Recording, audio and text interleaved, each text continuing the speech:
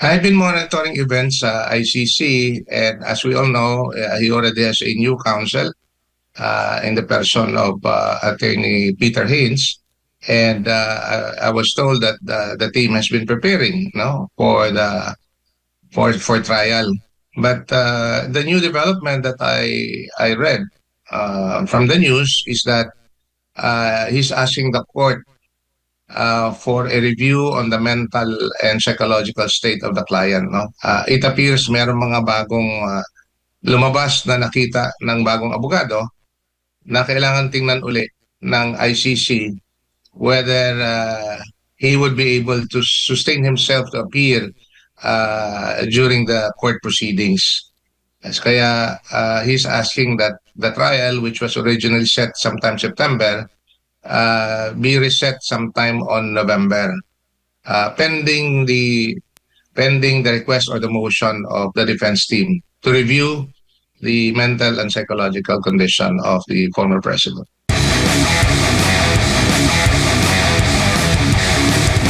Attorney, komento lang muna doon sa naging sagot po ng Office of the Solicitor General kaugnay nga dito sa kaso ni Senator Bato de la Rosa. Sabi po ng OSG o hinihingi po ng OSG sa Korte Suprema na ibasura yung petisyon ni Senator Bato na naglalayong harangin ng pagpapatupad nga ng warrant of arrest laban sa kanya mula po sa ICC. Anong komento po ninyo muna dito, Attorney?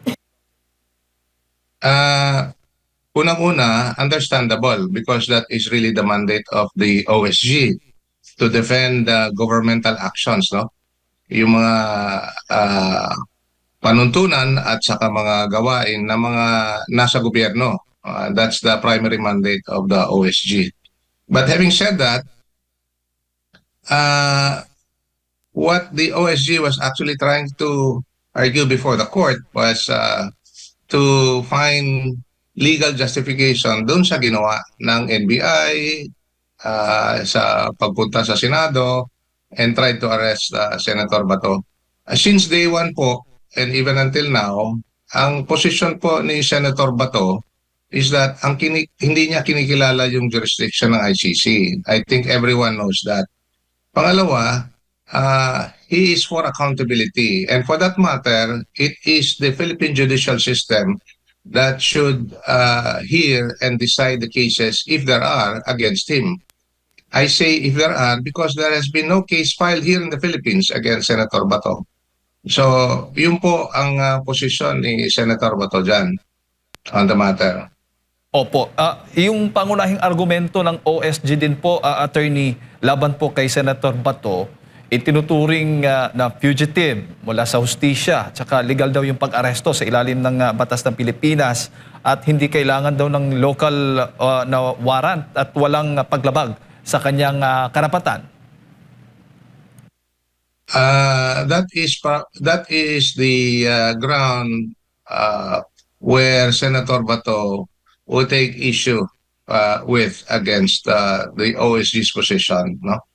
And hayaan na natin yung Korte Suprema na to decide on the matter. That being said, ang ganito kasi ang pananaw ko lang ito. I mentioned earlier though that the OSG is supposed to defend the actions of Philippine government authorities.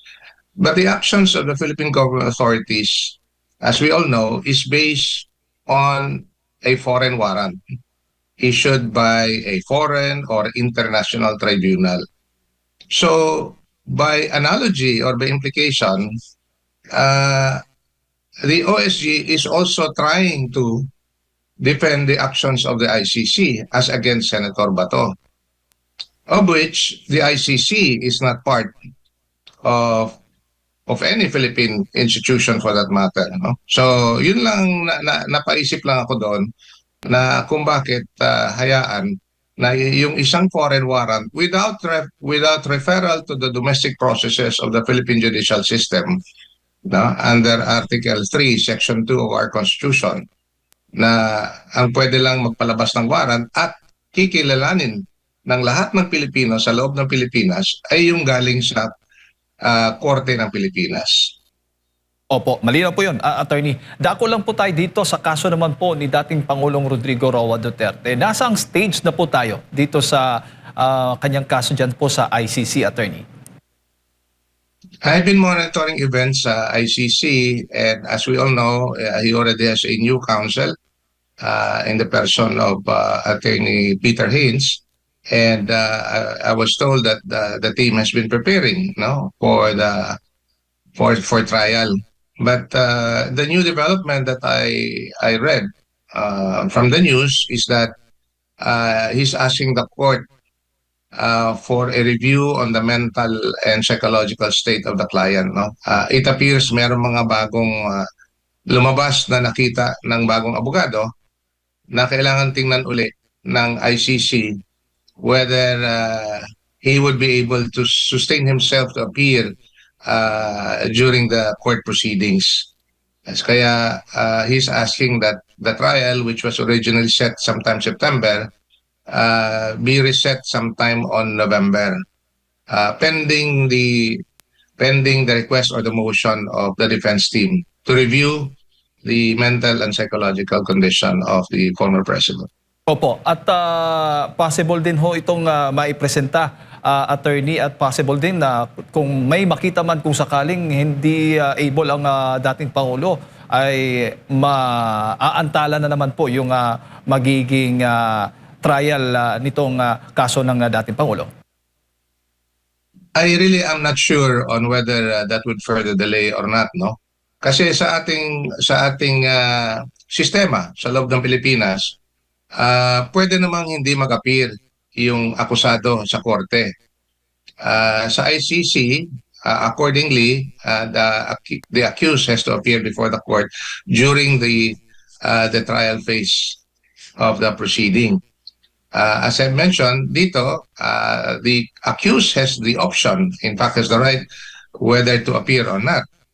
And even on the matter of, and this is very crucial in all criminal proceedings before the Philippine court, na kailangan ma-identify yung akusado. So even at the identity of the accused can be waived on account of the absence of, can be admitted, by the way, I'm sorry. The absence, his absence in the court, before the Philippine court, may be waived, but the counsels or the parties may stipulate as to the identity. I'm just bringing the point na pwedeng hindi mag-attend yung akusado pag dito sa Pilipinas yung kaso. Pero sa ICC, kailangan daw umappear. And having said that, I think the reason why yung bagong abogado have to seek review on the condition of the former president before he would be tasked to appear before the court for the trial.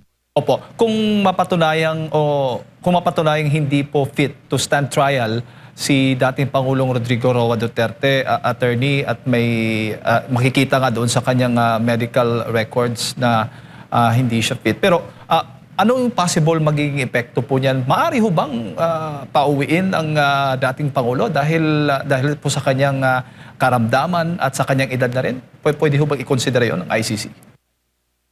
Actually, merong rules under the ICC where every 120 days, the ICC or the detention facility would review the physical and mental state of the detainee for any what they call quote-unquote changed circumstance, no, of the detainee. That being said, the court may take action of any changed circumstances kung merong pagbabago sa kondisyon ng isang detainee. And that includes, among others, paglipat sa kanya sa labas ng detention. An option of which, as he has been praying for since last year, is interim release kung sakasakali, no?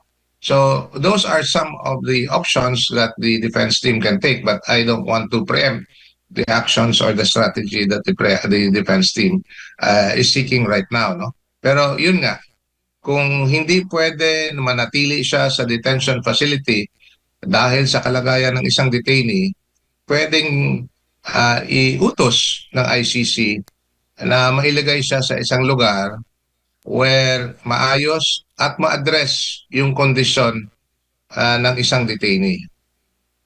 Bago ko lang ipasa kay partner Admar Attorney, hindi naman po pwedeng pilitin ng ICC ang dating Pangulo siguro na magsalita kung hindi na po siya fit at kung makikita ng doon sa kanyang medical records sa talagang sobrang tanda na at talagang malubha na ang kanyang karamdaman. You mentioned about his condition, and I was actually particularly concerned about the last pleading filed by the former counsel. Patungkol doon sa mga aligasyon na ilang beses na siya natumba sa loob ng detention facility. Ibig sabihin, yung sense of balance niya is at risk.